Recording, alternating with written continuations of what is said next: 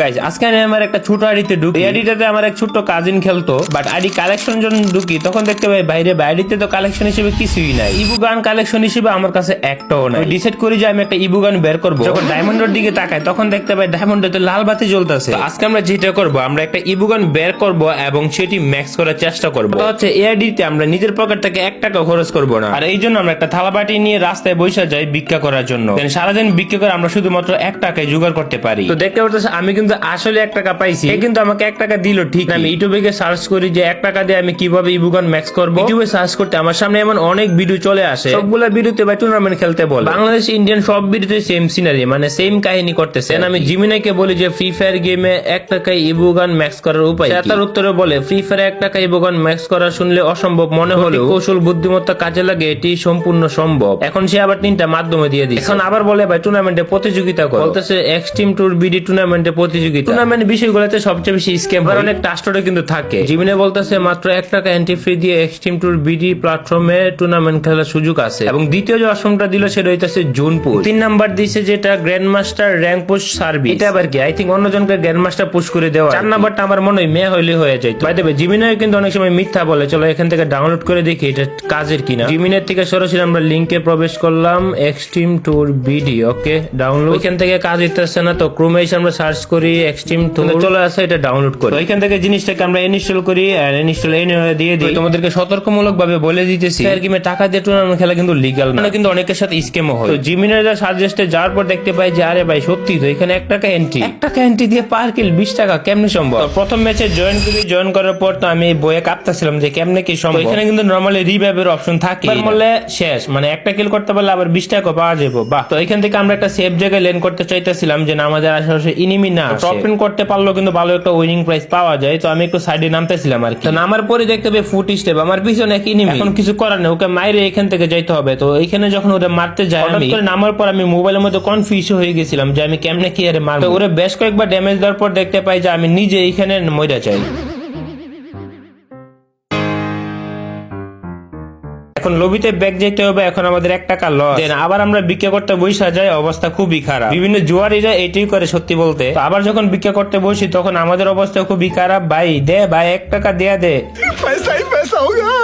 দেন পরবর্তীতে 1 টাকা দিয়ে আবার চলে আসি ম্যাচের মধ্যে। পরবর্তী ম্যাচে যখন আসি দেন আমি ডিসাইড করি যে এইবার আমাকে ভালো করে দেখে শুনে খেলতে হবে। বারবার যদি একই ভুল করি তাহলে তো হবে না। আবারও কিন্তু সেম পজিশন রিমনাম ভিলেজে ল্যান্ড করে ট্রাই করি। এখানে যখন ল্যান্ড করি তখন একটা এনিমির ফুট স্টেপ পাইতেছিলাম। এখানে নামার পর একটা গানও কিন্তু পাওয়া যায়। দেখতে পারছো এখানে কিন্তু এই মাত্র ল্যান্ড করছে। মানে কিন্তু আমি পিসিতে গেম খেলি, বাট আমি কিন্তু মোবাইলে খেলতে পারি না। সো আমি কিন্তু বয়ে বয়ে খেলতেছি। রেগুলার খেললে আসলে এই প্লেয়ার গুলোকে মারা ব্যাপার। এই প্লেয়ারটা যিনি কই গেল আমি বুঝতে পারতেছি না। আমার পাশে কিন্তু নাম ছিল প্লেয়ারটা। তো এখান থেকে লোকেশন চেঞ্জ করে আমরা যখন ঠিক উপরের দিকে আসি, আমি আমার ফোনে কিন্তু ফুট স্টেপ পাইতেছিলাম, একটা ড্যামেজও পাই। এই তো মাইরা দিলাম একটা প্লেয়ার। বুঝতে পারতেছো এটা একটা সিরিয়াস ম্যাচ। তো এখানে কিন্তু ভুল করলে কিন্তু ইলিমিনেট হয়ে যাবে। এখানে কিন্তু আমি টপ 10 করার চিন্তা ভাবনা করে আছি যে আমাদেরকে টপ 10 কোনো না কোনো ভাবে করতে হবে। এই ছিটিয়ে মিটিয়ে থাকবে এটা স্বাভাবিক। তো এখান থেকে আমরা এদিক দিয়ে চলে আসি। আমরা প্রথমে এখানে লুট করার চেষ্টা করবো। এনিমি যদি আমাদের সামনে চলে আসে তাহলে কিছু করার নাই, লুকিয়ে থাকার উপায় থাকবে না। তো আমাদের ফাইট নিতে হবে। তো এই জায়গাটাতে যদিও এনিমি 2টা নাম ছিল, তবে আমরা কিন্তু একটা এনিমিকে মেরে দিই, আর একটা এনিমি আছে লুকায় আছে অথবা যে কোনো সময় আমাদের সামনে চলে আসতে পারে। তো এদিকে জুনও কিন্তু প্রায় শুরু হয়ে গেছে। তো এখান থেকে কি করতেছিলাম, আশেপাশে লুট করতেছিলাম আর আমরা চাইতেছিলাম যে জুনের সাথে সাথে যাব। জুনের ভিতরে এমনিতে অনেক এনিমি থাকে, তবে জুনের বাইরে তেমন বেশি এনিমি থাকে না। সো আমরা যেটা ডিসাইড করি আমরা জুনের সাথে সাথেই যাব। তার আগে রিমনাম ভিলেজে কোনো এনিমি আছে কিনা আমরা একটু লোকেশন দিয়ে চেক করে নেই। তো এখানে কিন্তু এনিমি দেখা যাইতেছে না। তো এই জায়গাটাতে বসে আমি একটু সময় পাস করতেছিলাম। আমি বই পেয়ে গেছি ভাই ফুট স্টেপ করতে আসতেছে। তখনই দেখতে পাই চান্দু তো আমার সামনে। এই মুহূর্তে আমি না বুঝা ফায়ার করে দিচ্ছি। এখন ওরা মারা ছাড়া কোনো উপায় নেই। ওকে শুরুতে কিন্তু আমি একটা ভালো পরিমাণ ড্যামেজ দিয়ে দিছি। আমি খুবই বই পেতেছি এই মুহূর্তে ওকে মারতে হবে যে কোনো উপায়ে। এখন না মারতে পারি ম্যাচটা এখনই শেষ হয়ে যাবে। তো ওরা আমরা মারার চেষ্টা করতেছিলাম। এই মুহূর্তে তো বাগতেছে, ও নিজেও বই পেয়ে গেছে কারণ ওর অনেক পরিমাণ ড্যামেজ দিয়ে দিছি। আমি জানতাম ওই দিক দিয়ে ঘুরে আসবো, তো আমি এই দিক দিয়ে ঘুরে দেখছি আমার সামনে। ও একটু ভুল করে ফেলেছে। ও যদি উপরে চলে যেত তাহলে বাইচে যেত। বাই দা এখান থেকে কিন্তু আমরা 2টা কিল পাওয়া যায়। এই মুহূর্তে এই জায়গাটা মোটামুটি ক্লিয়ার হয়ে গেছে। এখন আমাদের ভালো পজিশনের জন্য কিন্তু আমাদের টপ 10 এ জয়েন করতে হবে, তাহলে কিন্তু আমরা পারফেক্টলি বা সাকসেসফুলি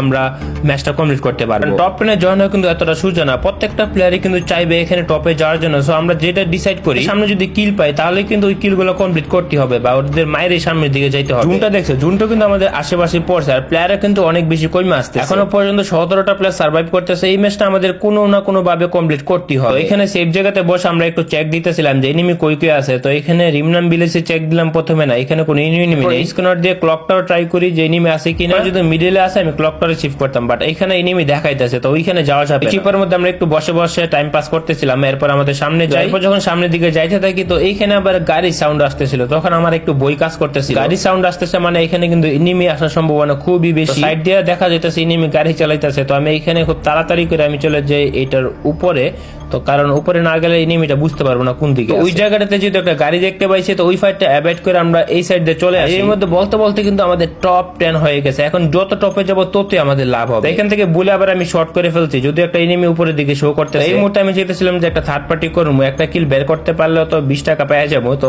এইখান থেকে থার্ড পার্টি করবো। তো এখান থেকে আমি যখন থার্ড পার্টি করতে যাবো তখন দেখতে পাই যে আমার উপরে শর্ট করতেছে উপর থেকে। ওই মুহূর্তে আমি আবার কনফিউজ ছিলাম যে উপর থেকে কি আমাকেই মারতেছে নাকি অন্য কাউকে। ওরে ভাই, ও তো আমাকেই মারতেছে। তো আমি তাড়াহুড়ো করে একটা ওয়াল মারলাম, কাছে স্নাইপার আছে, তো আমি ওকে ড্যামেজ দিতে চাইনি। তো আমি এখন প্রথমে মেডিকিটটা করে নিলাম। কিন্তু চালাক আছে, এখানে দূর থেকে আবার গ্রেনেডও মারতেছে আমাকে এলিমিনেট করার জন্য। প্লাস তো 100-র মতো হয়ে গেছে। এখন রাশ করে আমাদের জন্য প্রধান কাজ হবে। তো সরাসরি ওর উপরে আমরা রাশে চলে যাই। চান্দু মনে করছে আমি সামনে দিয়ে আসবো, তো এইখান দিয়ে এসে কিন্তু আমাকে মারা দিই। তো আমাদের এখানে 4 কিল হয়ে গেছে। এখন আমাদের 5 কিল করছে, আবার বিশ্বাস হইতেছিল না। কিন্তু টাটা বাই বাই, অপর সাইড থেকে আরেকটা নেমে মারা দেয়। এই মেসেজ 60 ডায়মন্ড ছিল। তো এখন কিন্তু আমি একটা লেভেল আপ পাস নিলাম। তো এই লেভেল আপ পাসটা কমপ্লিট করছি, দেন 200 ডায়মন্ড পাই। এই মুহূর্তে আমাদের ইবু গানটা বের করতেই হবে। তো আমরা ইবু বুলটে চলে গেলাম। এখান থেকে স্পিন দিলাম 90 ডায়মন্ডে। 90 ডায়মন্ডে স্পিন দিয়ে তো কোনো কিছু পাইলাম না। তো এখানে পুরাই ফাঁকা গেল। এখন আমাদের আরেকটা স্পিন করতে হবে। আমাদের 176 ডায়মন্ড আছে, 90 ডায়মন্ড দিলাম। ওরে ভাই পেয়ে গেছি ফার্মাসের স্কিন। আমি বিশ্বাস করতে পারতেছি না, 180 ডায়মন্ডে